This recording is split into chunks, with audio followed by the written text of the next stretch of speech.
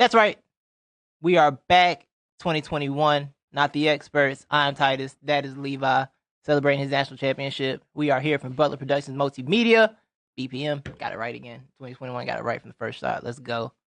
We here. Still count. All right, buddy. All right, my guy. I see you. No, I keep going. I still got some more to count. No, you don't have those like illegal. Have those don't count. Oh yeah, a lot of those don't count. Those definitely don't count. 18. No, a lot of those didn't count. You want me to just count the Nick Saban ones? Then? Yeah, those ones. One, two, three. 6 is still more than like everybody else. It is. It is. It's a good number. Yeah. It's a good number. You have to add the fake up. Roll Tide. You ain't gotta fluff it. You know what I'm saying? You gotta add a little fluff to it. That's right. What you got? You feel me? I'll be hating. We are here, a room full of people who are all not banned from Twitter. Yeah. Everybody can't say that. We're here, Levi. 2021, bro. What's popping, dog? Oh, what's popping? Yeah, man. How was the rest of your 2020? It was cool, I guess. That's I don't good. know. How was your 2020? Mine was dope, bro. Yeah. The rest of mine, I got a car, got a whip now. Oh yeah, that's right. That's right. Yes, sir. Congrats on the whip. Thank you. Got a whip. What else am I doing? I fell in love with 2010s music again. 2010s and actually 2000s to 2010s rap. Mm-hmm. Go. I realized that I didn't appreciate Shoulder Lean properly in its time. Shoulder Lean is one of the greatest songs who have ever been recorded. Why didn't you? I feel like that song got overplayed. You No, couldn't play that song's been enough underplayed back in the day. It's been underplayed. Oh, okay. It should be played more. Yeah. Yeah, that song is so incredible. It's funny the rapping that Young Dro displayed on that track is Yes. is deeply underappreciated. Yeah. Because we was just like, oh, it's the South. All they doing is dancing. Yeah. Nah, Dro was rapping on that thing. That man said they think I'm pimping in linen and salamander sandals.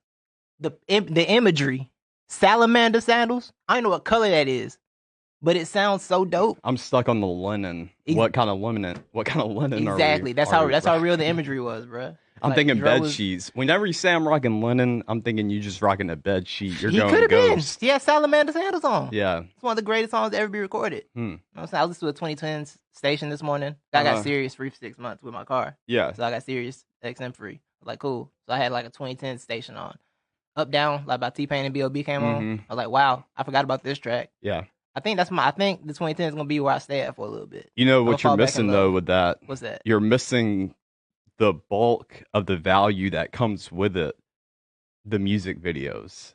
The music videos were. You cannot beat 2000s, maybe 2010s. We'll throw 2010s in there, but you can't beat early 2000s rap videos, especially those that came out of Atlanta. That is a fact. Yes, they were so beautiful. Yeah, me and the boys. Lately within the past month or two, we've had some nights or whatever where we've gotten bored, get on the YouTube and just start pulling up old 2000s rap music videos. It's a lot of classics. Yeah. It's a lot of classics. Do you Chain Hang Low? Chain Hang Low was fire. Yeah, that was fire. My favorite thing was like R&B videos because the song really wouldn't match the video. Well, it was always raining.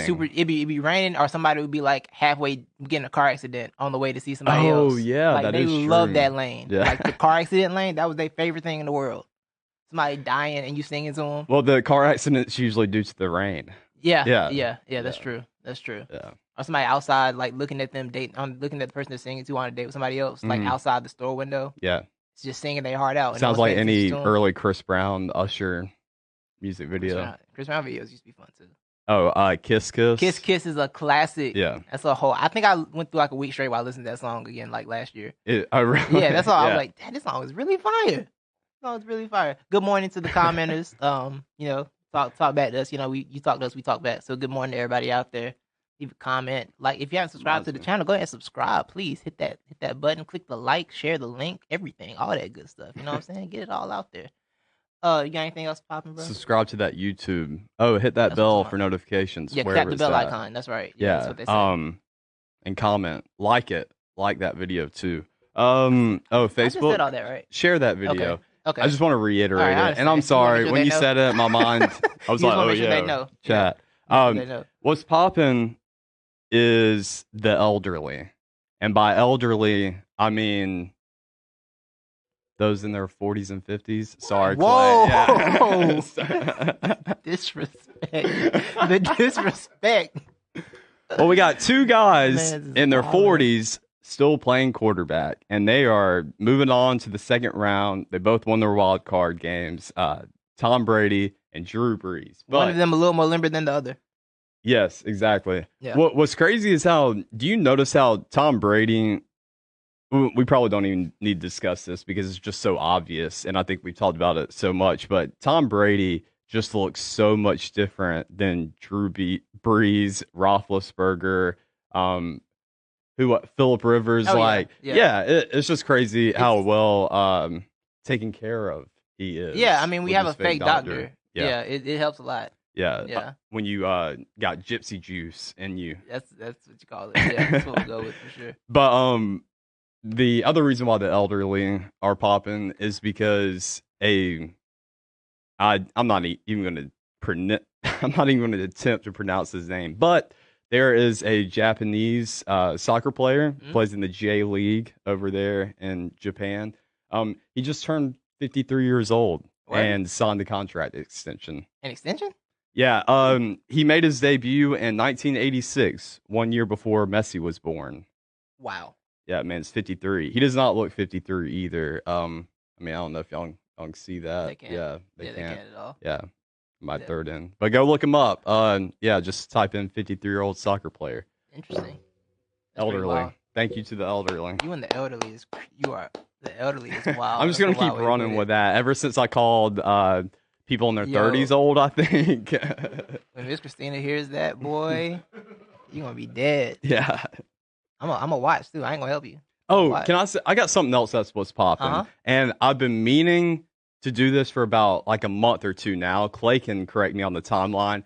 But Clay is popping. Butler Productions Multimedia. Did I say that right? Yes, is popping. Absolutely. What was y'all's latest jingle y'all just got? I think I saw that on social media. Didn't y'all just sell it, or y'all got a jingle on a show? Oh yeah. I know that was a couple months ago. I think when y'all posted that. It wasn't a jingle. It was music in Super Nanny. Super Nanny. Okay, yeah. So. I got some in. Jason got some music in, and Kelton Hunt. Oh, okay. Yeah. So Clay, Jason, Kelton, the crew, shout out to y'all. How many jingles now have you, or how many TV shows or movies have you gotten your music in?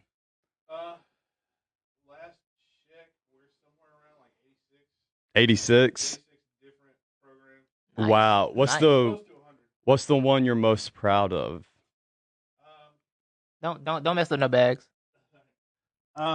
Oh yeah, sorry. Clay said he's got his music in 86 programs. Don't mess up no bags saying what you most proud of. And I don't know the exact number of episodes, but I think we've got almost every single episode of Love and Hip Hop. Wait, what? You're in Love and Hip Hop? Yeah. Word?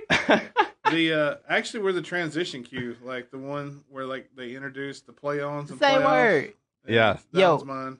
I went through a Love and Hip Hop like YouTube phase where I just watch. See, think about me and Love and Hip Hop. I don't want to watch the whole show. With any reality show, I don't watch the whole show. I want to watch the compilations of all the arguments and the toxic stuff. Yeah. I don't want to see nobody happy. I want to see all the toxic fighting. Who got a drink thrown on them? That's what I be watching. I've never watched the show. Really? I was just about to ask, have you gone back and watched the show? The only reason that I know it's like I played it for some guys at the college when I was doing a talk there. Yeah. And they're like, I remember that cue. That's the one that, Oh, really? They play it in like every single episode. And I've never watched it. Huh. That's crazy. Yeah. Yeah, I'm going to pay more attention now. But I've gotten them fortunate enough to get the main title themes for Married to Jonas and Totally Clueless. Totally Clueless is MTV. Oh, Married okay. to Jonas was like 2012 when Nick Jonas got married. Oh, I remember that. I'm not sure if we knew y'all. Did we know y'all in 2012? Yeah, we did. Just barely. Yeah, just barely. But I think that was one of the first things I knew you by or whatever. My mom going, hey, turn on this show or whatever. Like, Mr. Clay's got a jingle. And I was like, oh, that guy's legit. So, yeah. So if you got a show out there on YouTube or something, and you need some jingles for it, you ain't got a jingle guy. Yeah, hit and up you got money. Social media. Yeah, we did podcast intros, all that stuff like that. We just finished up recently. We did all the IDs and jingles for a station in the UK, Big Hits Radio UK. Nice. Oh wow, nice. So come through international with it. That's what's Paul popping. Boyd show. Shout out to Paul Boyd. in Northern Ireland. Yeah, hit them up. You know what I'm saying? We're international with it around here. Yeah. You know what I'm saying? We get it all. So, yeah. Well, that's what's popping. That's definitely popping. Butler Productions Multimedia. Absolutely. Appreciate the shout out, man. Oh, no problem. Yeah, I'm sorry. I have been meaning, I don't know why it just popped into my head, but I saw that about like 2 months ago, and I was like, I need to throw that out there. So, yeah. That's what's popping. Yes, sir. Well, Levi, what is flopping? What's flopping? 2 things. Mm-hmm. Number one, Adam Gase. So we haven't really discussed this. It's been a while. Yeah. Adam Gase is finally gone from the Jets. Yes. Bye-bye. They secured the tank. Well, semi-secured the tank. Yes. Which is what they were doing all along. Or I don't know. Everybody was like, hey, why aren't we firing Adam Gase? Why isn't he on the hot seat? He was like, no, let the man finish the mission first. And then send him on his way. He did. They're out there like the old Kobe thing. Job's not done. Yeah. Job's not done. Exactly. So, but he's flopping for that reason. But another reason why he's flopping is because I don't know why this man is even being considered by Nick Saban to take over the offense next year once Sark leaves. I don't know why he's even allowed to look at Nick Saban with those crazy eyes. I bet Nick Saban just tells Adam Gase whenever he talks to him, he's like, hey, man, just look at the table. Don't look at me. Nick probably doesn't like that. But, yeah, so that's one thing that's flopping. And my second thing that's flopping is I know a lot's been going on lately, and the world seems to be in a turmoil, and the future seems very dark. And, Titus, I'm here to tell everyone it is. And do you want to know why? Why, Levi? Mitch Trubisky got voted as the MVP, the Nickelodeon Nick's most valuable player. It will be the one and only award he has. But if the generation of kids right now, if they can't tell, I mean, if they're sitting there and they're watching the football game, they're like, yeah, Mitch Trubisky deserves this award by a landslide. I heard the kid that announced it called him Mick Trubisky. Yeah, exactly. So, everybody, if you're out there with a whole doom and gloom, despair mentality, keep it. Okay. Mm-hmm. It's not looking bright from here. When I saw that, I was like, yeah, we're screwed. Well, I mean, we got kids out here voting for Mitch Trubisky. Yeah. Well, I mean, you had a whole people in your army tell me that Drew Brees was better than Aaron Rodgers last year. Wait, that was my people? Yeah, your people. Oh, I did run with that, didn't I? Yeah. Yeah. I thought about that the other week, and I got mad again. I'm like, they really sold me that. They really tried to tell me Drew Brees is better than Aaron Rodgers. I feel like out of everything we've talked about, that's like the one thing that you really hold on to, or have held on to. I had forgotten about it. Now I just remembered it. I said, I got to bring that up somehow. And he finally gave me the opportunity to bring it right back to reality. Yeah. Drew Brees. So yeah, that's what's flopping. What's flopping with you? Well, my what's flopping and my not the expert are the same thing, so I got to hold off on my what's flopping. Oh. Yeah. You want me to give you another what's flopping? Yeah, throw it over here. Let's see. For our viewers out there, no, it is not December 15th, 2020. Time did not go backwards. The date's wrong. And if you're on YouTube, it's also not January 14th. Yeah. 2021. So it's cool. They'll know. I'll lend you a what's flopping. Thank you. Shoulders. Yeah, here you go. Here's a dangly shoulder for you. Here's a flopping in the breeze shoulder. Trey Sermon got the Colt McCoy treatment last night. Yeah, he did. So y'all get out there, do a bunch of shoulder presses if you're going to play Alabama. Get those shoulders up. Messed up what y'all do. Yeah, it really is. So now that segues right into the next topic. Levi, the national championship took place last night. Yes. The Alabama Crimson Tide defeated the Ohio State Buckeyes. Roll Tide. And so the way I watched this game last night, Levi, was I took my little nap, you know what I'm saying? Mm-hmm. I woke up and it was like 8, it was about close to 9 o'clock, I think. Mm-hmm. And I saw the school was like a 1-score game. I was like, okay, cool. I'm going to come back a little later though. Right? So I said, I'll see why it looks a little later. I dozed off for another like 10 minutes, I guess. And all of a sudden it was 35-17. I said, oh, okay, cool. I'll just stay asleep. There's no need for me to get out of bed for this. And then, I woke up, checked the final score, 52-24. I said, okay, cool. I made the right decision. Mm-hmm. So that was my experience watching the national championship game. Yeah. I watched the rest of it this morning. I think we did a podcast on it last week, little pre-show podcast talking about it. I think you You thought it might be close.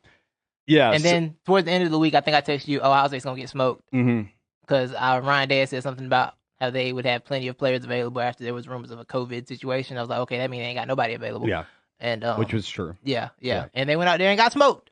Yeah, so right before the game starts, Ohio State finally makes the announcement, hey, we're going to be missing our starting kicker, one of our offensive guards, and 2 of our defensive linemen.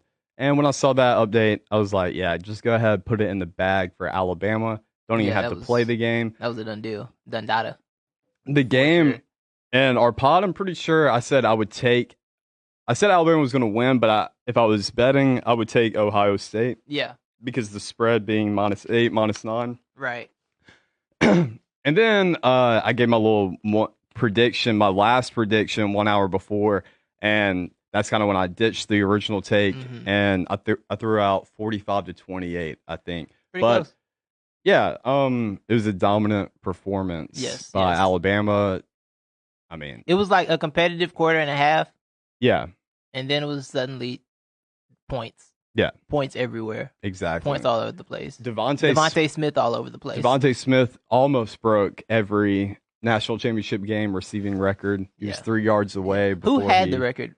Jamar Chase. I figured with the receiving yards, I know it's Jamar Chase. I don't know what it was with. He may not have broken receiving record. Yeah. Let's see. But I know he broke receptions, and then he was 3 yards away. But my man's had 200 and something yards. In a half. Devontae Smith proved straight up why he was more than deserving to win a Heisman. We should have given the man 2 Heismans. Do what? I said for sure. Oh, yeah. Yeah, he was deserving. No doubt, even though I think Mac Jones is a good quarterback, is he a late first-round pick? I don't know. He has everything.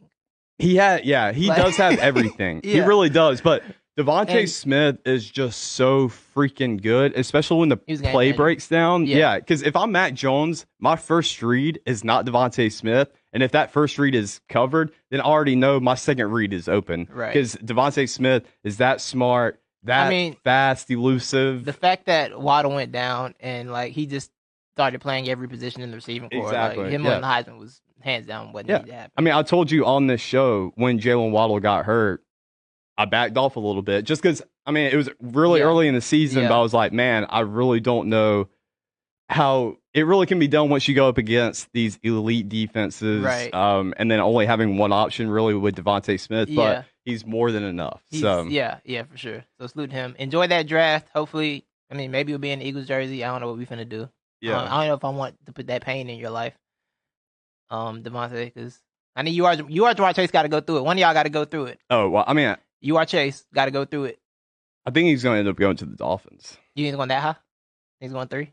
Well, it depends. I think the Dolphins going to have that pick. That's the real question. Do what? Are Dolphins going to have that pick, or some things going to happen? Do you want to talk about that right now? some things might happen.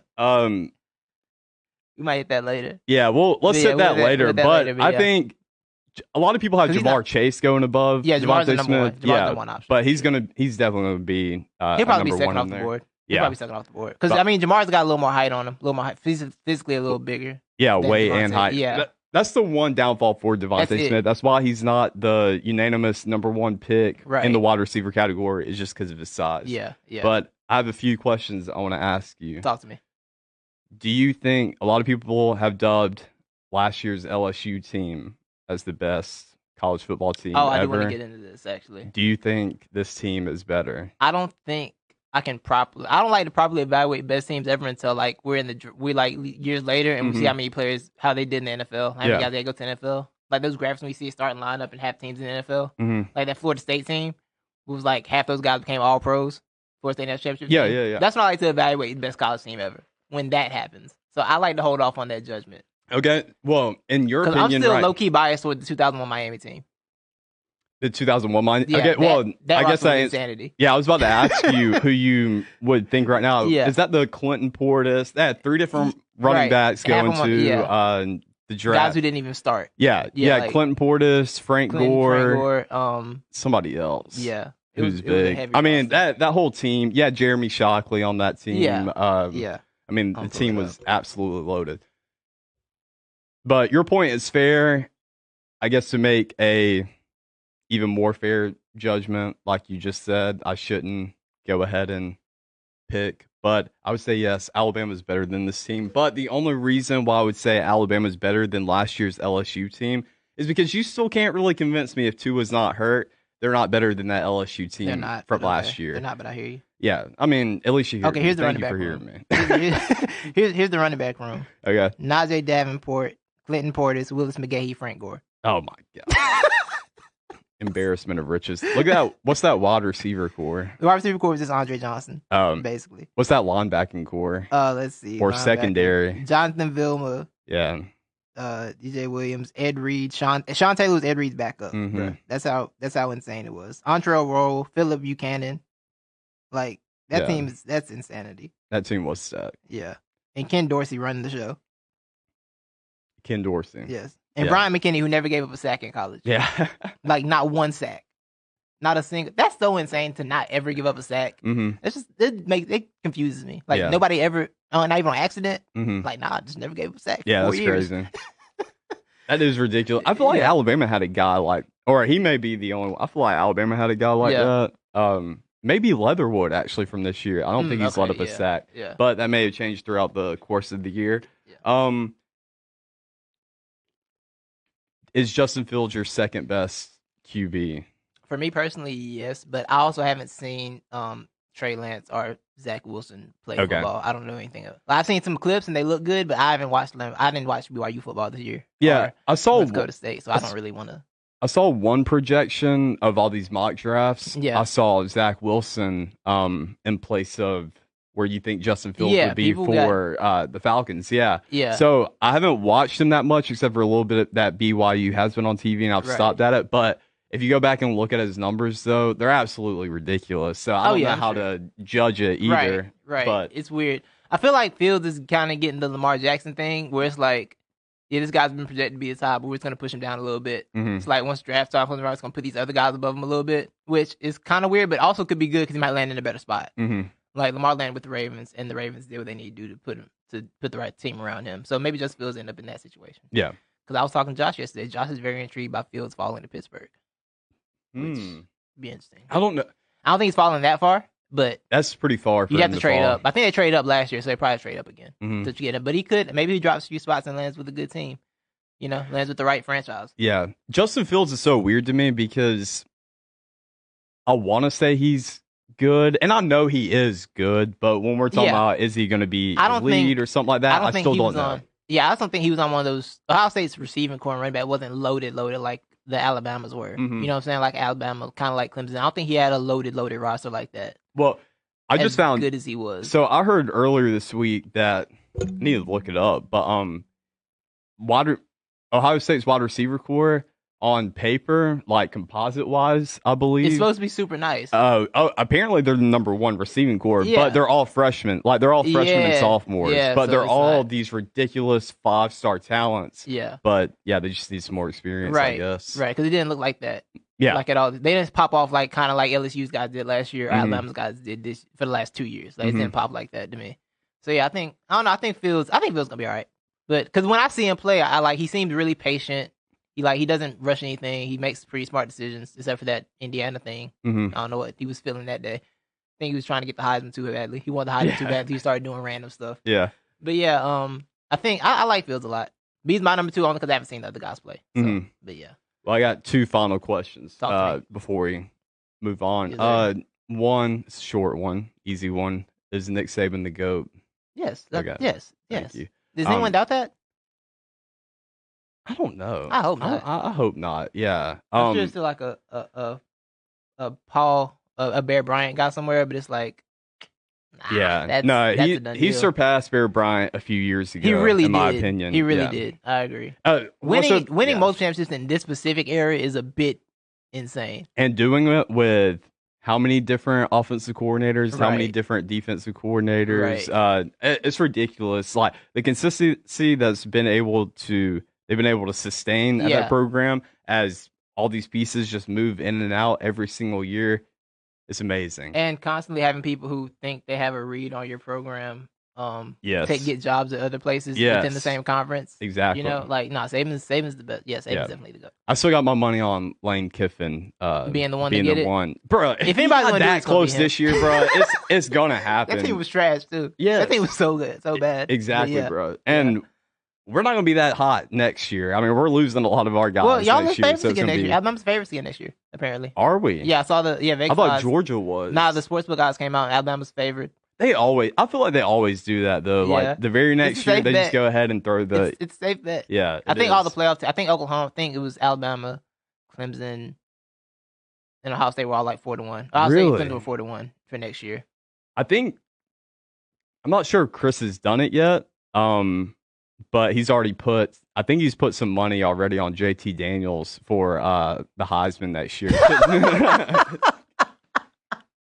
Imagine having your faith in Georgia football to do anything right. Hey, imagine what that buyout's going to be though if he wins that. Nice. Getting that early in. But sure. I'm really thinking about giving him some money to put on Georgia for me next year. Entertainment purposes only. Yeah, for entertainment purposes. Only. For sure. But last one. Do you think Devontae Smith is the best wide receiver to come? I mean, I know you haven't judged NFL yet. To come through Alabama? Yeah. You got Julio. I ain't gonna lie. I'm still biased towards Julio. I'm still Julio biased. Julio's out there. Julio didn't have these quarterbacks. He was out there with the McElroy in there. Yeah. He was out there with them dudes. Julio set the trend, of course. And I absolutely love Julio. He is incomparable, really. Right. Except if you're going to throw out a DK Metcalf, just like a physical specimen. Freaks, you can't. I mean, he's going to do whatever he wants to. The Calvin Johnson type field. Exactly, but it's just the lack of touchdowns that get me, and it's been the critical drops too that Julio's had. But all the Alabama guys do that for some reason. Amari has too, man. Yeah, Amari does it a little bit. Well, I feel like with Ridley and Julio, they always getting those balls thrown at them. Like, it's the Falcons. We're just going to throw the ball. Get it. Yeah, exactly. So you got a lot more opportunities to catch, to drop it. Right, but, right. Yeah, I don't know. NFL-wise, I don't know. But I think collegiately, Devontae Smith's got to be the best. Yeah. He did so much this year. Yeah. I'm not going to be mad at it and argue against it. And I'm very confident in if Devontae Smith isn't on that team this year or got hurt, they're losing a game somewhere in there. Yeah. I see that. Roll Tide. Nick Saban's the GOAT. Take it, Auburn fans. Inject it. Kill yourselves with it. I don't care. They got that Boise State dude coming for you. Exactly. We got Harsin and the Broncos. Yeah, that guy. And Mike Bobo coming. You know Mike Bobo? They hired Bobo? Yeah. Bobo OC and... People still hiring Bobo? Yeah.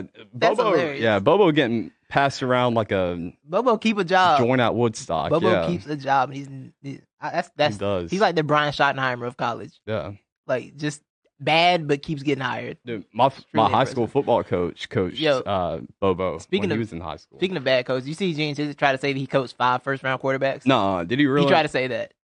Who? He was defense coordinator for like 3 of them. For like 4 of them, I think. At where?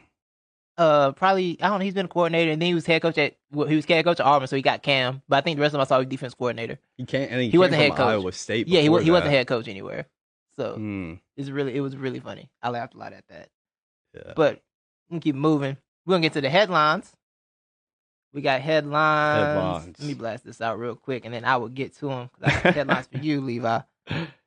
Go ahead. I'm sorry, I'm blasting the link out. Share the link, y'all. Let everybody know what's going on. Let your people know. All right, headlines. We are starting right here. Bye, Dougie, bye. Doug Peterson has been fired by the Philadelphia Eagles after 5 seasons. R.I.P. Yes. I've been thinking about this a lot, Levi. Mm-hmm. You know, I was advocating for a full house cleaning in Philadelphia. Mm-hmm. And I was thinking today that I haven't been really grateful. I haven't expressed my gratitude for Doug Peterson a lot on this program because of this year, you know what I'm saying? And I was thinking, how do you say goodbye to a man who won your franchise's first Super Bowl, who got you to a place you didn't know you would get to, like, who let you see that it was possible to win the Super Bowl, who came out and said, this is the new normal here in Philadelphia after winning said Super Bowl. Being a filthy liar, basically, because he said that and it hadn't happened. But how do you say goodbye to someone who brought you so much joy with his bold play calling, his aggressive style, revamping an offense, turning a team around in 2 years that Chip Kelly tried to ruin? And you say, bye, Doug. Enjoy your next job. Bye. Out of the Eagles. Out of the Eagles. To get further into this though, honestly, Levi, Doug, I will always appreciate Doug because Doug is a part of one of the best moments of my Eagles fandom. The best moment of my Eagles fandom, actually. He's a part of that. So I always appreciate that for him. But I think this whole divorce is gonna get really messy because the report came out yesterday. He was sick of being told what to do. Apparently. Oh. Yeah. I mean, no one told you to. You weren't as the play caller that terrible offense on. What you mad about that for? Anyway, but he was talking to him and Jeffrey Lurie had a meeting and it came out Sunday. This has been in the works since Sunday basically because Lurie they were like, oh yeah, it's his position in firms. Gonna see what happens in this meeting with Lurie and see how Lurie comes out. What Lurie comes out thinking and feeling about it. Doug apparently wanted to promote some people in house. It leaked out he wanted to promote people in house because they were going to fire him. So he wanted to promote like Press Taylor, who's the passing game coordinator. The passing game coordinator, for this offense. Yeah, there is the pass game. To offensive coordinator. And move someone else, a defensive coach to defense coordinator because Jim Schwartz was hired. So he wanted to do a bunch of in-house stuff. Like, Doug, the in-house stuff has been terrible. Wait, where's Schwartz at? Schwartz is retired on hiatus, taking a year off, something like that. Okay. We don't know what he's doing yet. Okay. But Doug basically, the decisions he was going to make were not decisions that would keep this franchise going. And I don't think it's all on Doug. I've said plenty of times on this show, I'm pretty sure, there's plenty of blame to go around in this organization, right? Howie's taking some blame. The homie, Howie's taking blame. Wentz has to take blame. Everybody has, there's some blame. There's plenty of blame to go around this organization. But these decisions, here it is. Jeff McClain said he wanted to promote Press Taylor to offense coordinator. His suggestions were also had Andrew Bryant moving from pass game analyst to QB's coach, promoting Matt Burke from defensive line coach to defense coordinator, or bringing in ex-DB's coach Corey Unlin back as DC. These are people who have been there already and it hasn't worked. Are there and it hasn't worked out. This doesn't make any logical sense. It makes no sense. The part of me thinks he was just ready to get out of here. Because bringing that's what you bring to your big meeting about your job. It's like, yeah, I want to bring people from with this 4-11 team. People need, you know what you need when you go 4-11? Promotions. People need promotions. That'll get everything turned around. Yeah. So he had to go. If that's his idea, he had to go. He just did. Because I don't think he wants to hear outside voices. So I think he did want to go. I think he did too. Yeah. And good for him. Go to the Jets and be with Joe Douglas. Have fun with that, buddy. Do you have any opinions on the Doug firing?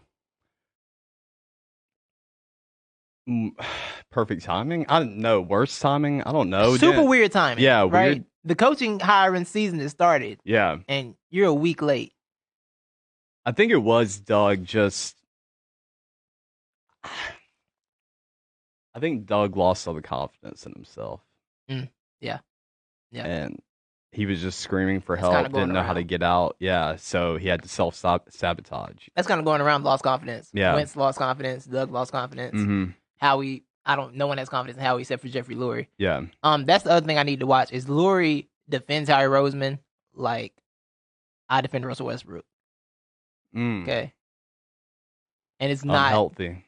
But it's worse because would you like to know how many Pro Bowls Howie Roseman's drafted in the last 7 years? How many? 1. Oh. 1 in 7. Yes. Yes. Who was it? Carson. That's it. Only Pro Bowler he's drafted.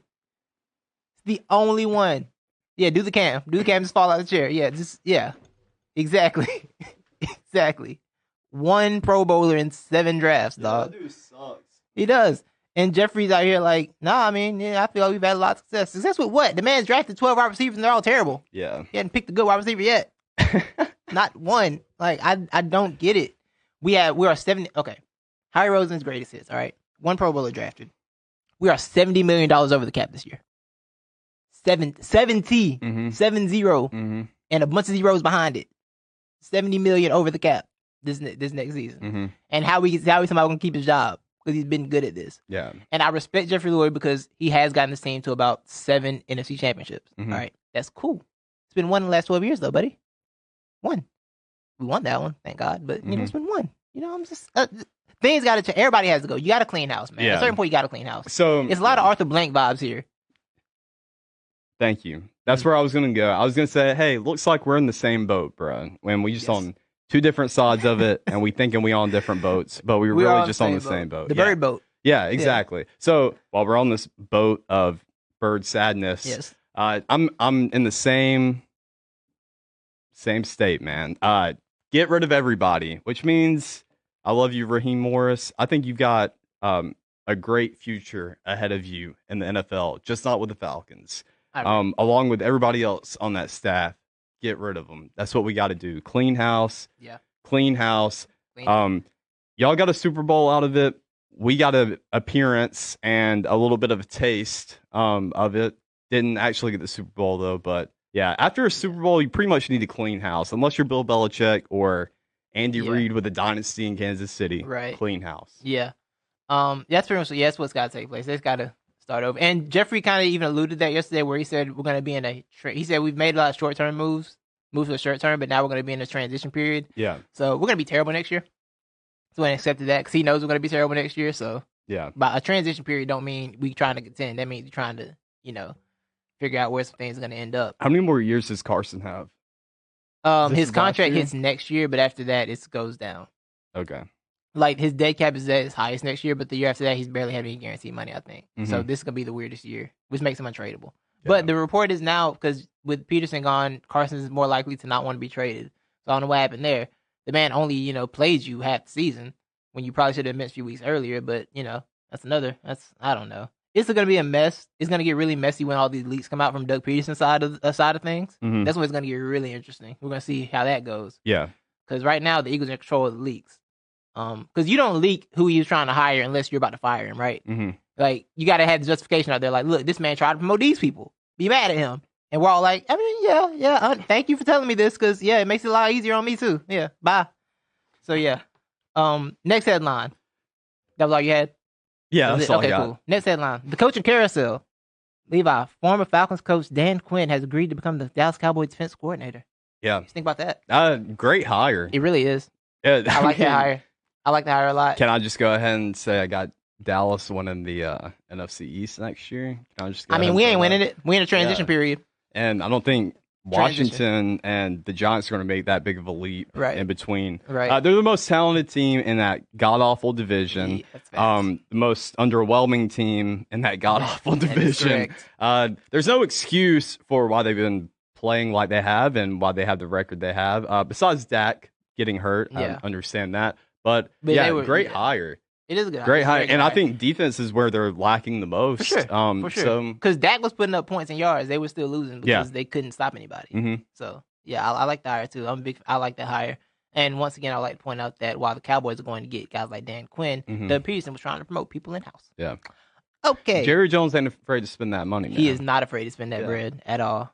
So I think that's all we got for that. Good hire by Dallas. Hate to say it. But Mike McCarthy's still head coach, so they'll find a way to not do what they should do. Mm-hmm. Next headline. Texas is back, part 3. The saga continues. Steve Sarkisian has been hired as the Texas football head coach. Yes. I'm going to bring the Texas Longhorns. What week will the Texas Longhorns be back next year? And how long will it last this time? Well, let's think, man. We got to give Sark like 3 years to get all his players in from recruitment. I'm just like, this Sarkisian hire for me didn't track at all. Because I'm like, it's cool, but they're like, look how good he's doing. I'm like, all you have to do with the Alabama offense is look at what Lane Kiffin did and say, oh, let me take some of this and put my spin on it and not mess it up. You have all the talent in the world. You ain't getting that at Texas anymore. I don't know how this is going to work for them, but I think Sark, he's the best. He was the best open candidate out there, I think. Fair. If you were going to just if you're going to go to the recycle football, market. Yeah, exactly. Yeah. You're going to stay within college football. Sark's the best one on the market. So it all made sense to me. Are they going to get the results they want? I don't know.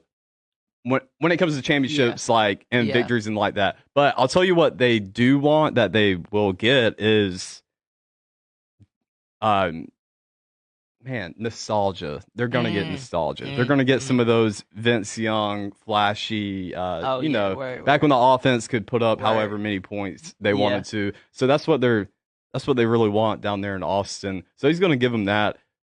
I think the pipelines, like the recruiting too, that Sark has, and being able to go outside of the state of Texas, even though you're fine if you just invest in the state of Texas. Right? Yeah. Right. But now you can go out to California, some of these other places. So I mean, he's going to bring Texas back to relevancy as in a consistent Big 12 champion contender, but I don't know. Playoffs, winning a national championship, I'm not that convinced. I'm with you on that. I think Texas might need to reevaluate their expectations.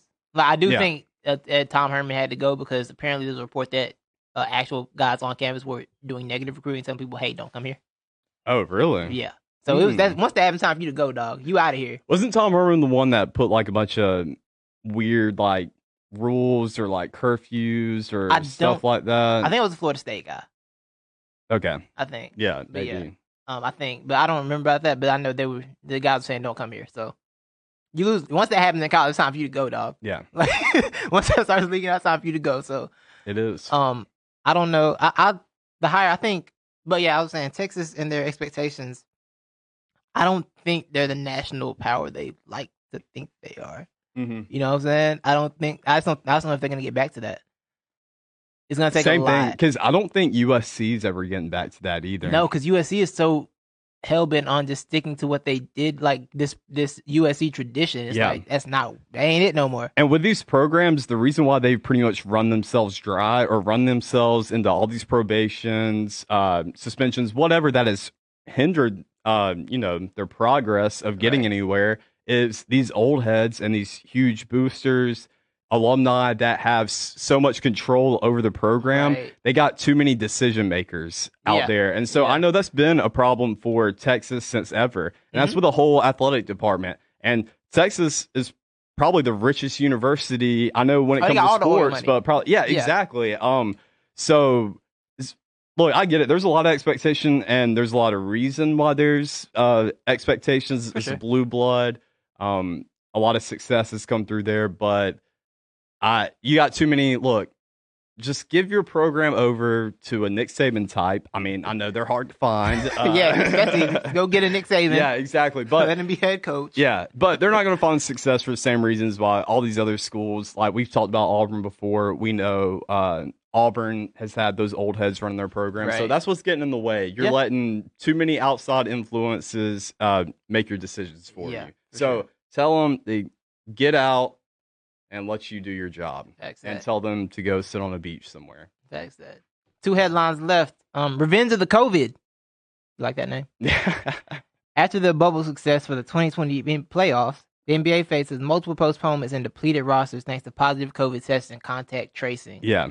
So Levi, the NBA made a business decision and said, look, a lot of bread we're going to lose if we don't come back. Mm-hmm. We got to do what we got to do. And I respect because both sides agree to it. Mm-hmm. You know what I'm saying? We're not like anybody. It's professionals, grown men. Yeah. Everybody wanted to get the money. I get it. But now, whew. Yeah. Whew. And I think part of it is them being super safe with the contact tracing. I do get that. Mm-hmm. So they're trying to make sure guys are good. Yeah. But who, Levi? Yeah. They did not have a proper plan for this. I think they should have expanded the rosters a little bit so you could have more guys. Because this regular roster. So they didn't expand the roster? They expanded a couple spots, but I know someone suggested they should have had the G League guys be able to be called up. Yeah. Which would have made sense. Because having them somewhere, call them up when you need bodies. Because we had 3 postponements. The Heat Celtics game Sunday night got postponed. Yeah. Last night the Pelicans Mavericks game was postponed. Tonight the Celtics Bulls game was postponed again. And while all this happened, Saturday or Friday they made the Philadelphia 76ers go out there with 8 people. Well, I was about to say, I think last night yesterday the Hawks beat the 76ers with 8 people. Or was that Saturday? No, it was last night. Yeah. Oh, okay. Embiid was there. Simmons and Harris were both out. Okay. So, I don't know. Okay, it kind of confuses me just because I don't know. I mean, I don't want to say anything. I'm kind of just thinking right now. I know mainly it's been contract tracing. I don't know how many of these guys are all positives. Yeah, have actually gotten positive. I think I saw the Mavs had a few. Okay, but I think it was staff and player. I don't think it was just players. I think it was a little bit of everybody. I mean, I don't know what to think about this because I think it's smart to just do the contact tracing part. Although some of it seems a little, it seems a little excessive because I want to say Tatum or somebody had to sit out because they hugged the player that tested positive after the game. Okay. So they're okay, you got to sit out. Which I respect how safe they're being. But at the same time, if you're going to be that safe, you need that safeguards in place to hey, this is happening, but we got rosters. We got expanded rosters. Exactly. This looks like a cluster right now. Mm-hmm. And the NBA did very well with the bubble. Like the bubble, they made that work and they did a very good job with that. But it's looking kind of crazy right now. Mm-hmm. So they gotta get on top of it. Are they still going? See, this is what I was really wondering. I don't know if they've putting it down anywhere. And I know with medicine, doctors aren't even sure because you've had some of those weird cases pop up of people testing positive again once they've already gotten it. So I don't know. Like, I'm interested to know if they're even, contract tracing these players who have already had COVID, months ago or whatever. And if they're being, that meticulous with everything. Right. Yeah, I'm curious. Yeah, because with the NBA and teams, it's not that many guys. So you would think it's very close quarters. I would think like half of them have kind of gotten it already. But you can't get it again though, because it got different strains, so you can't catch it. Again. So you can't get it. You can. You can. Okay, so that's what I was really wondering so you can. So different strains. Okay, then that makes total sense. Then that's what I was wondering. I didn't know if they had that. If that was a rule somewhere. If you've tested positive, you got it. Yeah. I think they'll get it together. They probably have a meeting because they kind of rushed everything back. Everything got thrown off of them when they tried to come back in December. They rushed a lot back, but I think they'll work something out. I think they're having a big governors meeting today to talk about some stuff. So we'll see what goes down with that. But yeah, they've been attacked by COVID. Said, "All right, you got us in the first half." Not gonna lie, but we coming for you. Yeah, COVID came back. Last headline, and we're gonna move on to wild card weekend. Lost in Brooklyn. Kyrie Irving has been away from the team and will miss his 4th straight game with the Brooklyn Nets tonight. We don't know exactly why Kyrie's not there. It's in personal reasons. I think there was some birthday. There's reports that he was at a birthday party for some family members yesterday, though. Big birthday parties, like big gatherings. Sports, he was there. He did make a post for his father's birthday. So I was thinking on this, and I was like, "Oh, Kyrie being Kyrie." But then Levi, you know what I was reminded of? What? The Last Dance. When the homie Dennis Rodman went to Vegas for 3 days, just came back, and no one knew about it till just this last year, I guess. Kyrie just living his Rodman life. You know what I'm saying? Well, Take who care else? of himself. You know who else has been out? Who that? Wasn't KD? Isn't he KD still played out? last night. No, KD played. Or he was out for 4 games for quarantining purposes. So I can see whenever KD's taking a break, man, or he's not going to be there, I don't expect Kyrie to be there. Yeah, KD played the last night. He had 36 points on Sunday. Balling. Yeah. So he back. So he's back. Yeah. Kyrie is out there doing Kyrie things. Yeah. Straight up, I hope everything's good. I don't know what it is. He probably won't tell us, and we'll get mad if anyone asks questions about it. But hopefully everything's good with that. Yeah. Brooklyn is an experience. He just may be in his feelings a little bit. Yeah. I wish y'all the best. Trying to play defense with that roster, by the way. Good luck with God, that defense is so bad. It's ugly. It's so dark. Brooklyn, they definitely got to make a few moves before I can give them the ring. Yeah. Like they can score against anybody for now, but they can also get scored on by anybody. Yeah, exactly. So we'll see what happens with that. The Hawks and the Nets are going through some of the same problems. Yeah, defensive issues. Hawks got a lot going on. Yeah. And Bogdan's out. Yeah. His knee. So that's going well. Mm-hmm. Things are going well in Atlanta. Is he out for the season? I think it's up in the air, but a fraction knee. I feel like that's going to be. I feel like it might be a season. Yeah. Season or like maybe if the playoffs happen, if the Hawks get in the playoffs, maybe he'll be back for like late in that. Maybe. Mm-hmm. That's about it though. I don't see it. Yeah. Yeah. Good for John Collins though. He can get some more touches maybe. Trade Sox basketball. On to wild card weekend. Levi, the first thing I want to say is the NFL tried to call this Super Wild Card Weekend, and I'm just not doing that. Yeah, it's really weird. It's a stupid title. Yeah. Super Wild. Well, super because, super size. They threw another, they threw a couple more teams in there, but exactly. nah. Yeah. Super. Nah, I hated that title. It was too many words. Wild Card Weekend was lit. Do you want to put the picks up here? Yeah, you can. Pick record up here? Yeah. Okay. Well, you want to put the second one. I think it's the second slide. Okay. It's the wild card. So, yeah, me and Titus made our picks. Go on our Instagram at NTE Podcast. Also, follow all of our socials because we're rolling something out this week and you'll need to know about it. But anyways, there it is. We picked games. We went 3-3. We had some different people. Titus had Pittsburgh beating the Browns. Yeah. So I got that one over him, but I had the Titans beating the Ravens and he had the Ravens, so he got that one over me.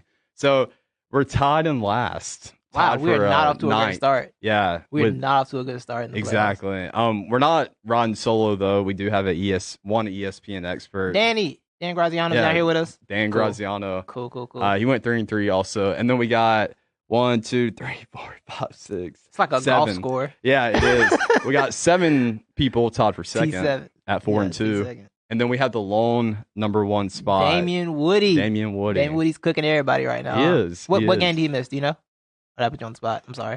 I know he got the Browns right. Okay. I want to say he picked the Titans over the Ravens. Yeah. I may be wrong on that. And Titans-Ravens was conflicting. Let's start there. Titans-Ravens. Okay, yeah. You want to start there? Yeah, we can start there. That game was conflicting for me during the week, as you can hear if you heard the NFL show with Josh that we did this week. Mm-hmm. Subscribe to the podcast if you didn't hear that and you would have known it existed. I was confused on that game because I feel like the Titans are just such a weird matchup for them. Mm-hmm. And I feel like the Ravens fixed a lot of the problems that got them beat last year. Mm-hmm. So I was kind of worried about them. But and then it was 10-0, and I was very worried about them. I picked the Ravens just because I feel like it was time for them to break through, and I wanted them to break through. It was kind of a hard pick. Yeah. But we was down 10-0, Levi. I was terrified. Mm-hmm. I said, oh my God, it's happening again. But what they did was they actually didn't panic for once. They stayed with the offense, got it going. Lamar started doing Lamar things. Lamar still amazes me as an athlete. Like the plays he makes. Yeah. Like that one he broke off for the touchdown. Mm-hmm. It's like, God, it's just that level of athleticism is so much fun to watch. He's good. Yeah, for sure. I was impressed with them. I was kind of impressed with their way they got it together late in the game. I do see some causes for concern for the Bills game, but I was happy they got that win off. Win. I also loved all the pettiness of the logo stomping. Yeah, I was here for my favorite thing about it was like a minute 50 left and the Titans had 3 timeouts and they were like, "Yeah, game's over." I'm like, y'all kind of early to that though. They did jump on that really early. I love the confidence though. I think they were that confident. They're not scoring on them, but the Titans. It's just weird, man. Like they definitely took a step back this year. Yeah. You can't rely on Derrick Henry to do everything for you. And the Ravens were like, "Yeah, he's not doing it today." Exactly. They was like, "Nah, we'll feel like tackling today." Yeah, he's not doing it. The way to beat the Titans, make them one-dimensional. Even though Ryan Tannehill has played pretty good this year, and he did decently. Yeah, and AJ Brown is a monster. He is. He is a monster. He really is. But that defense, that defense has to improve. Yeah. In the secondary, really all the way through the Titans, they need to do a lot of work on defense. For sure. I think offensively they're fine. I think you can build on that offense. You can, you can adjust and build on that offense. And I think they had they got a offense. I think their best offensive lineman is it Llewellyn or somebody. They've been down. Llewellyn, yeah. So, they'll be back next year. Ravens, I think I think Titans have for the next few years, and like they're in that spot where they will be irritating. Yeah. As long as Derrick Henry can run, they're going to be annoying to play. Exactly. Right? And things break right. Like last year, they can get to AFC Championship. Maybe they can get through with the team with the way they're situated right now. Yeah. Like if things break right, they're a team that can make something happen for sure. What do you think about the decision to punt on 4th and 2 by Vrabel? When was this? It was in the late. game? I think it was in the 4th, like with like a little, maybe 2-3 minutes left. I think. Oh yeah. Okay. Yeah. I think it made because they were just outside field goal range. Yeah. That was the thing. Just outside field goal range. It was at like 30 something, to 33, and outside field goal range. He decided to punt instead of like settle for a 25-yard punt. I think that's like trying to do. That's how low his confidence was in his defense. I think. I mean, that's the only way I can explain it. Yeah, he wanted his push. It was a super weird decision. Because if I got 4th and 2, I don't care if Derrick Henry got 1 yard per carry. I'm gonna take a chance on it, stop him. When Derrick Henry falls over, he already gets you 2 yards. I'm saying that's all you needed. I don't know. That is a weird. Yeah, it was a really weird decision. I don't know why. I was busy while I was watching that. Yeah. Multitasking, of course. So I didn't really. I don't know, get hung up on that. I just kind of took it as really Derrick Henry really wasn't getting crap out there. He wasn't. And he was pissed off. And I don't think they wanted to put Lamar Jackson with short yardage. Yeah, exactly. With short yardage. And you're definitely not going to stop him then. So give your defense a little bit of breathing room. Yeah. So I don't know. Yeah. I think I had something I was going to say about it. Oh, I want to give a shout out to ESPN, by the way. Because they did a different type of broadcast for this, where they had ESPN Plus broadcast, which had the NFL Live crew, Dan Orlovsky, Mark Spears, and Mina Combs on it. Mm-hmm. And they were basically watching the game, doing a broadcast of the game as opposed to the ESPN broadcast on television, and it was super in depth. Like, they were really breaking down the plays in a way that the TV broadcast wasn't doing. Like, breaking down decisions, going through the numbers, the possibilities of it. It was really dope to watch. Like, I like watching smart football like that. Yeah. It was super fun. So I want ESPN to get more playoff games so they can do that more. Because I really enjoyed that. They should bring that back. Also, me and the Collins' face when the Titans punted was one of the funniest things. You've probably seen the meme. You've probably seen the meme on Twitter. Yeah, I have. Yeah, that was hilarious. What game you want to go to next? Shoot. What was... I don't know. I'm gonna run through. The Bucks game was, I mean, they won. Like, it was expected. Taylor Heineke has gotten him a career for the next 10 years, though. Shout out to him. He secured the bag. You secured the bag, Taylor. He really did. The Saints Bears game, the Nickelodeon game, which I didn't watch, but I'm really intrigued by the fact that it was on Nickelodeon. I wish I did watch it. Which that wasn't the first time Nickelodeon's had a game. It wasn't? No, I don't know why. It was the first time they've had a playoff game, but I'm pretty sure they've had Super Bowls on Nickelodeon before. Huh. I want to say that's right. Oh, they had simulcast with Super Bowls? That actually sounds like something I remember, actually. Yeah. I just didn't watch it, but I'm pretty sure they have simulcast. I think you're right about that. But this is the first time they went all in on the whole kid experience. With the slime. Yeah. The Bucks, whatever. Saints beat the Bucks. I'm trying to get through all the fun games. You mean Saints beat the Bears? Saints beat the Bears. Sorry, I'm trying to get to all the slander fest. Oh, Seattle Rams. Speaking of slander. Yeah. Seattle. That is not a good team. And it's Let also... Russ cook, they said. It's also... I don't think it's coached that well either. No, it's not. And it's strange to say that Pete Carroll... I feel like 2 Super Bowls get you a lot of credibility going to 2 Super Bowls. But I don't know. Pete's kind of lost it lately. Yeah. Someone on Reddit, on NFL Reddit, said that Pete Carroll's kind of had a Mike McCarthy type run since the last Super Bowl, and I was like, good God, that is accurate. Yeah, it is. It's not been good. I like the fact that they don't have an offensive line, and they're still running streaks with Aaron Donald just destroying Russ all the time. Yep. And Russ fell off hard in the second half of the season. I don't know what happened with him, but he fell off really hard. That's an unimpressive game. They lost to the emergency quarterback. How many times did they throw the ball in that game? Let me look it up. How many times did they run the ball? Because I feel like every time I watch the Seahawks, ever since everybody started saying, let Russ cook, I never once saw a running back for the Seahawks carry that ball. The problem is, I don't think Chris Carson is like that. No, they need help. Right? When you got Chris Carson, Rashad Penny, who's the other guy they throw in there? They're not that good. They're not that. Yeah, they're not the Marshall. That's another organization that needs to burn it down. Like, Russ threw it 27 times, but that doesn't include how many times he got sacked. Yeah, I was about to say how many times you run and get sacked. He got sacked 5 times, and he ran it 4 times. He had 4 carries, 50 yards. 9, so 36. Yeah, 36 pass attempts, pretty much. Yeah. It's so weird. It's really weird, but I think you're right. Blow it up. And the Rams too are the most bipolar team of this year or ever. I don't know if they're good or not. I don't know. I've been they lost to the Jets, bro. Yeah. The Jets beat them. Who are they playing, though? Green Bay next week? Yeah, I got Green. Let's just go ahead and put it on the record. I am intrigued by the defense because Aaron Donald is a freak. He is. He's a freak. But isn't that O-line pretty good for Green Bay? They're much better. Yeah. But the defense, I mean, they got Ramsey out there. Ramsey and Devontae Adams are going to be really fun. So I think they have a strange kind of matchup with the Packers where they could give them some issues. But maybe. You got to go Lambeau, too. But, yeah, you got to go to Lambeau. And also, Matt LaFleur right now, I got to say, is a better coach Pete Carroll at the moment. Matt LaFleur is good. He and Aaron got it together. Yeah. So, can I say something real quick? Yeah, I'm sorry. And Aaron Jones Aaron Jones can run the ball as well. So yeah. They have options on. Tell me how in the hell did you have Matt LaFleur and freaking Kyle Shanahan in your QB room at the same time and you don't retain either of them?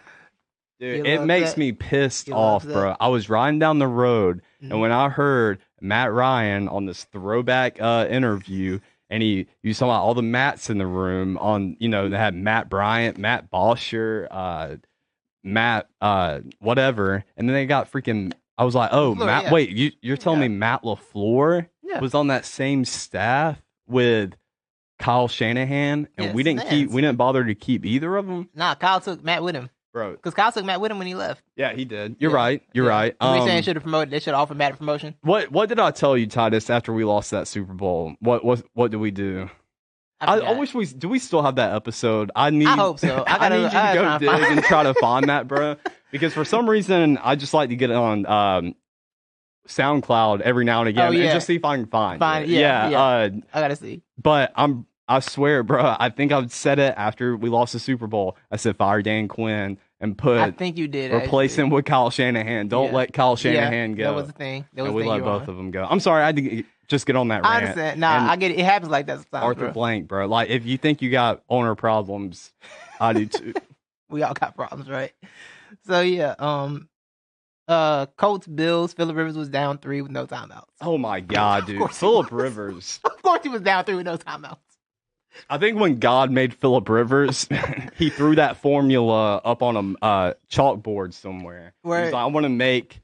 You see this formula, Jesus? You see this, plus cosine minus 3 in a fourth quarter. I'm going to turn that into a human being, and then the conception of Phillip Rivers. It was so sad because Phillip can't go downfield, and you limited where he could throw the ball because you didn't have any timeouts. So he couldn't go over the middle. He said he could throw to the sidelines. It was not working. Mm-hmm. It was going very badly. He can't throw to the sidelines. He can't. He's too old. He couldn't even throw the Hail Mary to the end zone, bro. That's why you get Jacoby Brissett out there to throw. And they're like, nah, let Phillip get his last throw in. It's not going to work anyway. Mm-hmm. That was bad. That was sad. Who beat the Colts? I'm sorry. The Bills. Yeah, the Bills. The Bills are good, and I got a question for you. Talk to me. Everybody's been wanting to know. Yes. Is Josh Allen good? Levi, I said on the NFL podcast this week, I asked Josh the question. I said, is Josh Allen the most improved quarterback you have ever seen in your life? Mm-hmm. And he was like, I feel like he is. And I got to agree. I've never seen someone go from being so inaccurate to throwing dimes all the time now. Yeah. It's so weird. Mm-hmm. And I got to salute him because I was right about Josh Allen at first. And then Josh put the work in, and now I am wrong about Josh Allen. He has done incredible work. He's a good quarterback. It is what it is. I think a lot of people like you and the Levitards out there who've been down on him since the start. Y'all are the ones clenching on to the, I'm not going to say he's good yet. No, he's good. I got to say, he's good. With Josh Allen, talking about the improvement. Yeah. Before Josh Allen, I would have said Lamar Jackson, because the way he was able to improve from the year before his MVP year till after, like his accuracy, in my opinion, and his decision making was just so much better. Yeah. So that's who would have been my answer until now. Seeing Josh Allen. Yeah. The decision making is what surprises me because he was so quick to take off and run. And in my opinion, when you have one of those guys, it takes a while to break him out of that. Like, hey, quit I feel running. Like for some reason, he didn't know he was fast for a long time. Mm-hmm. And one day, for whatever reason, he just didn't know he could do it. Like, bro, you big. Just go take off. So it's Forrest Gump. Once Forrest Gump figured out he could run and knocked off those braces, he didn't stop running. Yeah. Exactly. Yeah. So I wonder why Josh Allen didn't run a lot. I wonder why. Can't put my finger on it. My finger why coach didn't have him running read options a lot in his career. Can't quite guess why. He's like, yeah, I bet you can't run. He's not. That quarterback's not a runner. You're not athletic. He's like, have you seen him run? No, but I can just tell. Right. I've been doing this for a while. But the only thing that does worry me, I still see a little bit of panic moments in him. Like when the pocket collapses, he does get a little panicky. Mm-hmm. But that team is so good, man. He's doing what he's got to do. Brian Daboll, Stephon Diggs. The addition of Stephon Diggs changed everything. Crazy. And what's great too is I love the addition of Cole Beasley last year. Sure. And he didn't make that big of a splash. I mean, he had a pretty decent year along with the Bills, but having Stephon Diggs come in and take over, be the sole number one guy, and then you got Cole on the slot getting underneath. Oh my God, you can't. Yeah, exactly. It's a great lineup. Them and the Ravens are going to be very, very interesting. It is going to be interesting. Very interesting. I mean, do you want to go ahead and make a little early prediction? This won't be your final, but we'll get deeper into it on the NFL show that comes out that we do this week. But I will. What up, Kazadi? I will say that I think I'm kind of leaning Bills right now. I'm leaning Bills in that game. Yeah, I'm leaning Bills too. Yeah, so defense. Well, right. Yeah, I think the defense can stop Lamar. Yeah. Here's the other thing. So let's get into the last game. Mm-hmm. The Steelers lost to the all COVID team who didn't have whose coach was in a basement quarantining from his family with the TV that was 45 seconds behind, and he didn't know the score. Did you hear that? Did you see that part? Mm-mm. My man was 45. He says he was 45 seconds behind, so he knew a big play happened because his kids were screaming when the fumble happened at the beginning of the game. He heard them screaming, but he hadn't seen it yet. That is the worst when you're watching the same thing as someone else in the same house and your TV's behind. Yeah, it's so annoying. Yeah, so the Steelers came out here and got smoked by the all COVIDs, bro. Like, that was wild. Yeah. Mainly because the only reason I really picked the Steelers was because the Browns had so many COVID positives, and I'm like, okay, you just can't. They ain't got a coach, they ain't got offensive line. You can't possibly Pittsburgh this game up, and boy did they Pittsburgh it up. They did. The homie Ben was like, all right, we lost the first snap. I'm gonna just throw these picks. It was like he turned on All Pro and interceptions slider was on 100. Every time he threw the ball, it was getting snatched. That was ugly. Big Ben went. That was so ugly. Yeah. And then Pittsburgh coaches got confused because they put Derek White on like a 3rd and short, which Josh told me Derek White didn't have a carry like all year.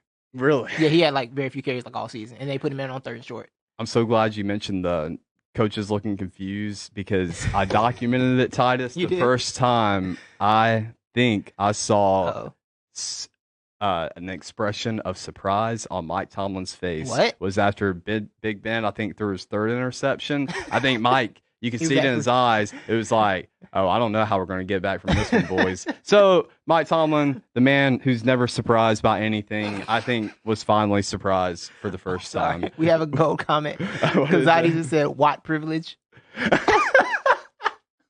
Yo, that's how you do it. Watt privilege is great. Yeah. That is all-star. That's all-star level.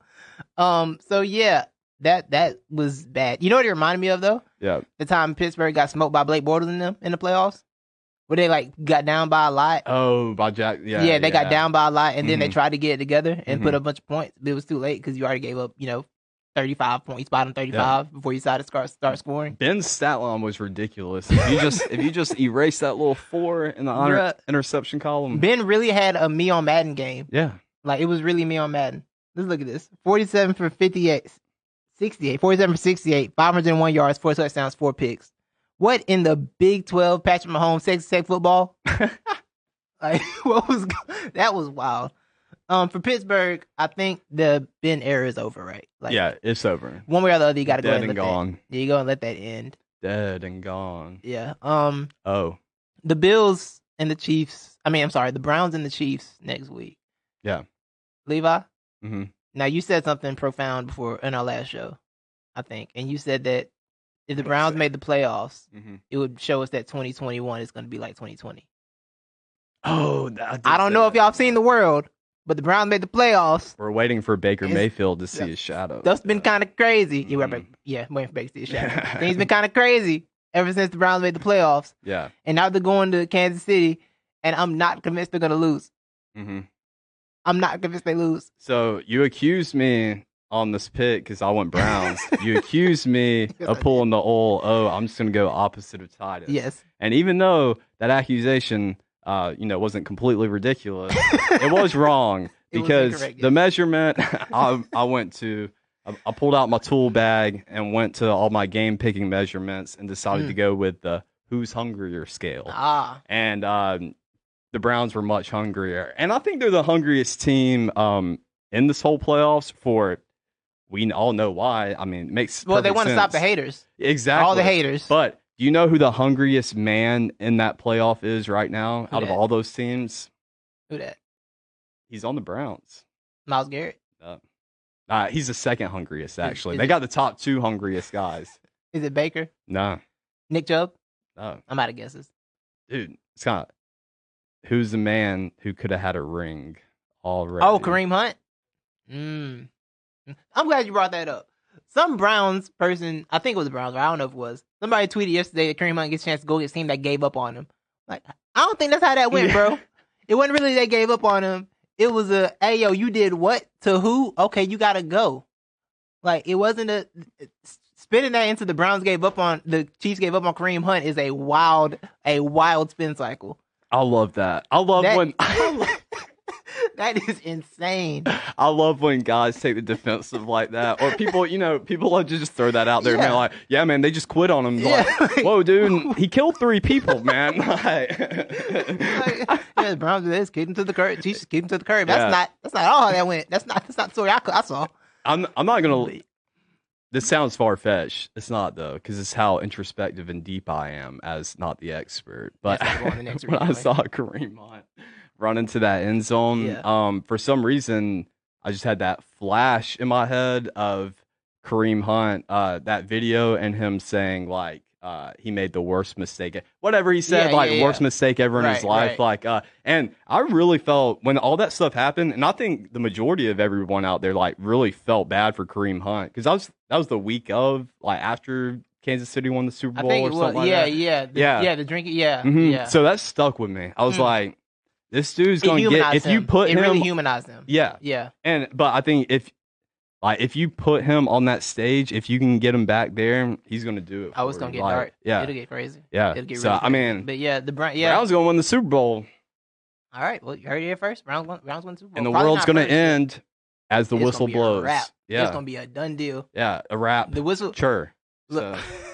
The Browns win the Super Bowl. The Independence Day alien ship going to be hovering over as the clock hits 0-0. Exactly. Like the big Independence Day alien ship is going to be right above us. Hey, and the Browns win that thing. I dropped that on my What's Poppin'. I got that too. We discovered it. Have you seen that? What's that? Oh, I mean, we got some more proof aliens are real. Oh, more of that? Yeah, they found a big old like rock formation. Mm-hmm. It looks like an Independence Day spaceship. It does not Independence Day. It's like one of those, because it's really long. It looks like a battleship, but out in the and it looks like rock, but it's not really rock. And it's like some like materials we don't have access to as humans. Yeah. So okay. There it is. I mean, it's already the Browns. It's already happening. By the time it gets here, the Browns will have won the Super Bowl. So it's all in perfect timing, people. That's how it's going to happen. That's wild. Yeah. Well, that's going to wrap up Wild Card Weekend. I think. Look forward to the NFL. Look for the NFL show. Subscribe to the podcast, not the Express podcast feeds. You can get the NFL show and get our more in-depth divisional round talk, so you can see how we're going to break down this divisional playoff situation that's coming this weekend. Can I just ask one more? Yes, sir. Just because it intrigues me so much right now. Quick snap decision: Saints or Bucks? Saints. That defensive line is so good. It is. It is so good, and and like I said before, like, why aren't we talking about all these guys on the defensive line, because they're so good? But I'm gonna go Bucks as my snap decision. But, I mean, you had the Bucks in Super. You had the Bucks Super Bowl, and you're looking closer. Well, yeah, to I'm sticking. I'm sticking to my. You look closer to right now. You did beat me on the division pick though. You had the Saints beating them, or winning the division. I had. Bucks, it'd be very interesting. Beating a team 3 times is very difficult. But I feel like it's just a weird matchup for them. It's a really weird matchup.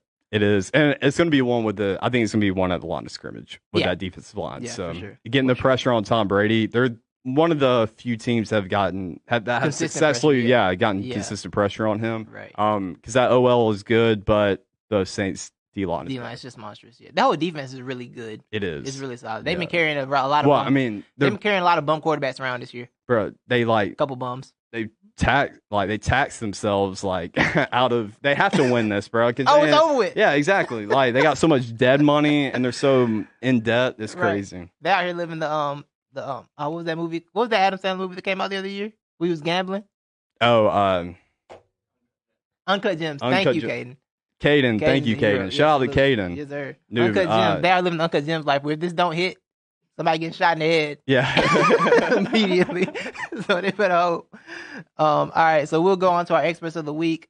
You want me to kick it off? Yeah, you kick it off. All right. My expert of the week is going to be local. I'm going local with my expert and not the expert. Mm-hmm. I'm going to give a shout out to Callaway High School head coach Pete Wiggins.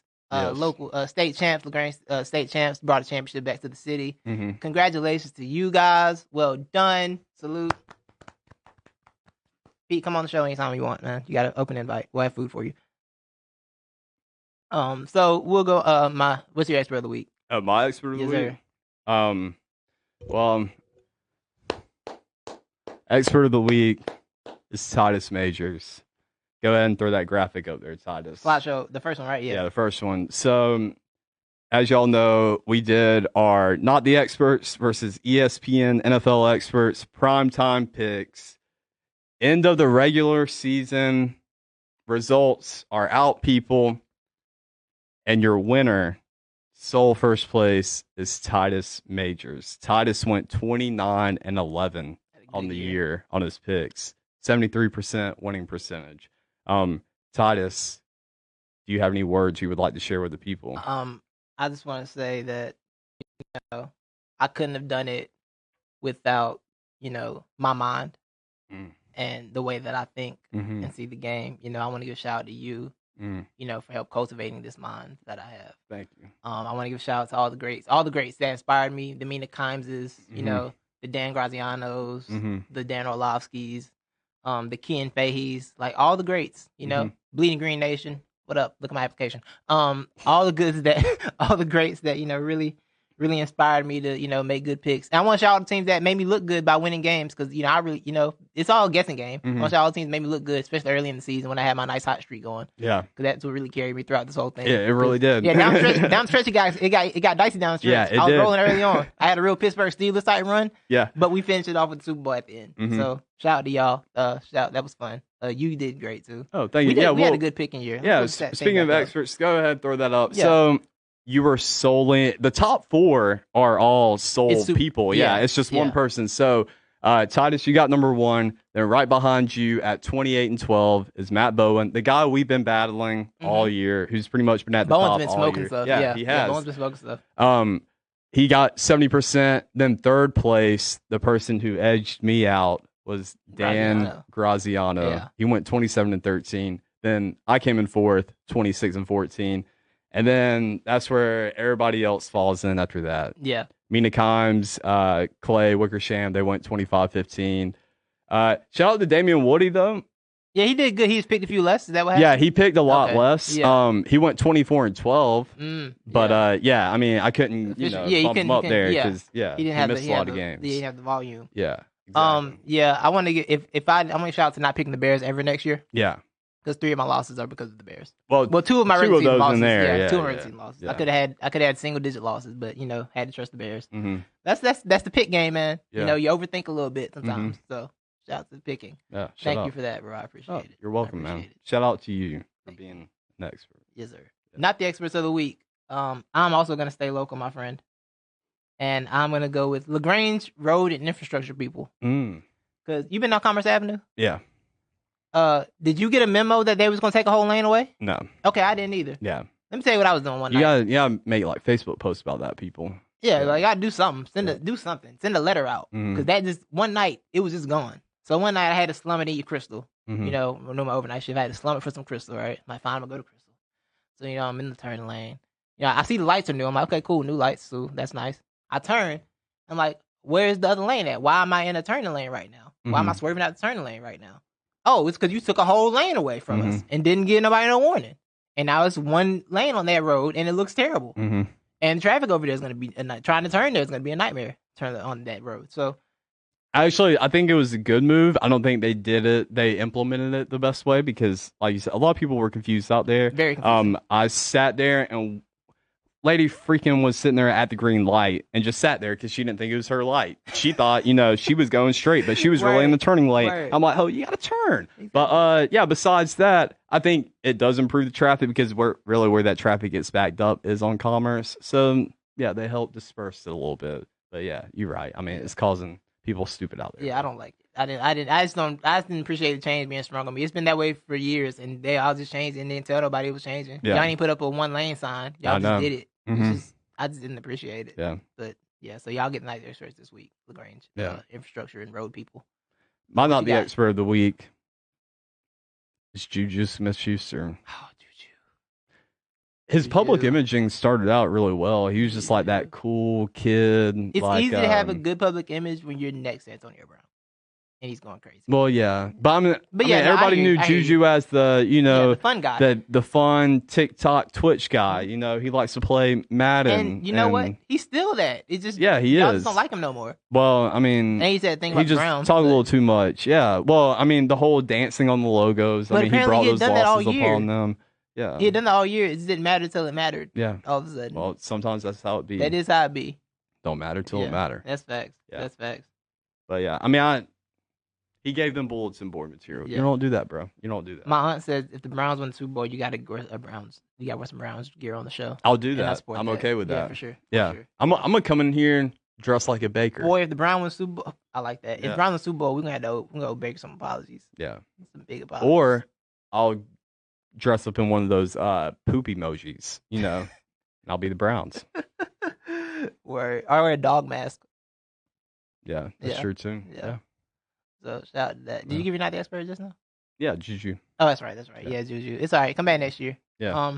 Final thing, Levi, you have NBA questions. Yes, I do. Well, really, I have two. I wanted to end it out with. Are we gonna do projections? When are we gonna do projections? We'll get projections done when we get to the 10-game mark. Are we at the 10-game mark yet? I think we're past the 10-game mark. No, we're not at the 10-game mark yet. Oh, we're not yet? Oh, we're close to it. We're pretty close, I think. I think we're like there. Let me see. Because I think the Hawks are 5. Yeah, we're at the 10-game mark now. We are. Yeah.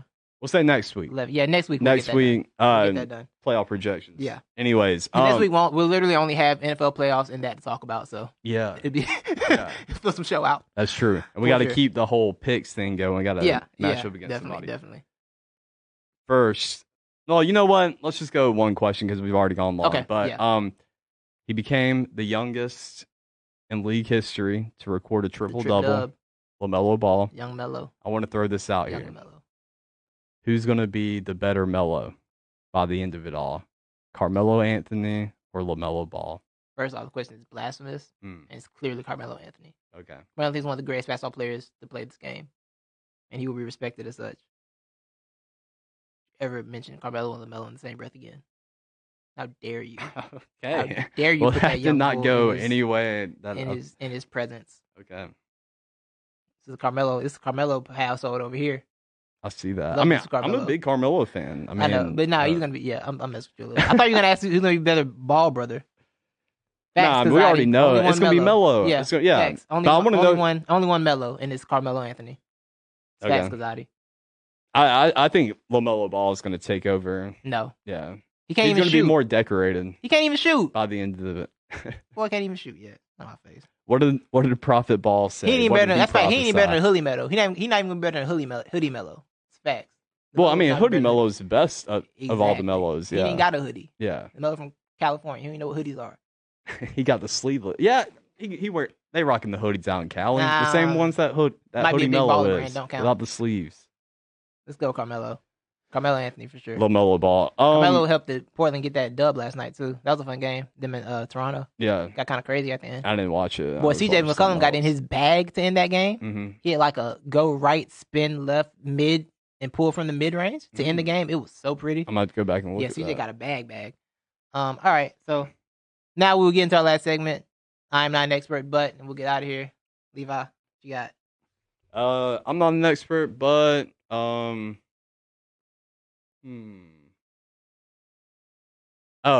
I guess I should. I'll go ahead and make this clear because I was talking to like some people or whatever, or like really some of my friends, and we were going back and forth about like some of the stuff like that's going on the past week. So I guess I should make it clear.